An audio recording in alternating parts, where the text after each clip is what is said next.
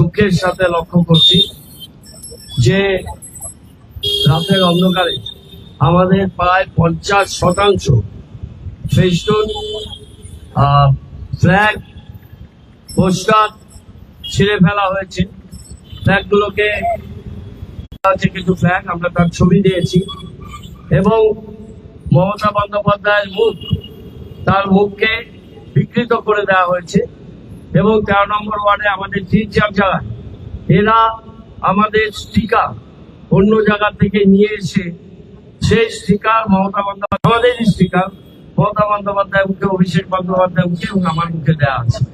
সবচেয়ে গুরুত্বপূর্ণ যেটা 13 নম্বর ওয়ার্ডে বিজেপির সংস্কৃতি বোধ কতটা নিম্নে, তাদের এখানকার যিনি প্রতিদ্বন্দ্বিতা করছেন তার যে সমাজ বিরোধী অংশকে নিয়ে কাজ করছেন, বাইরে থেকে নিয়ে এসছেন, তারা নরেন্দ্র মোদীজির পুরো একটা ফ্লেক্স সেখানে আমার মুখের উপরে বসিয়ে দিয়েছে।